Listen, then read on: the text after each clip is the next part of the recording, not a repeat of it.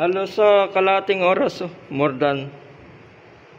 Ang test ay mga 15 minutes lang. Pero since na ito ay bagong battery at i-isolate yung pondo, mapunduhan ng maigi dahil nauhaw ito sa diesel, ay half-hour at para ma-refresh na rin tong makina. Okay, clear na, pwede na ang i-auto, pero kailangan may mag-operate nito every time na magkakaroon ng power interruption. Kaya kailangan masabihan yung mag-operate nito dahil sa mismong exhaust sa pipe nito wala siyang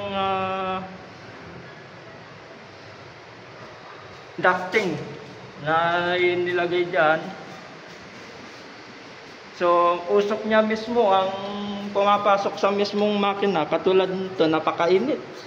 Kailangan may dito, may temperature sensor na merong intervention or check dun sa ATS lagi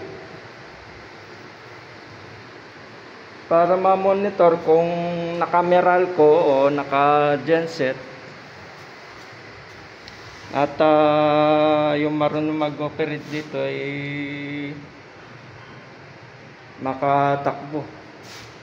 Ganun to kasi magpo-protect siya after mga 3 hours, 90 centigrade ang init.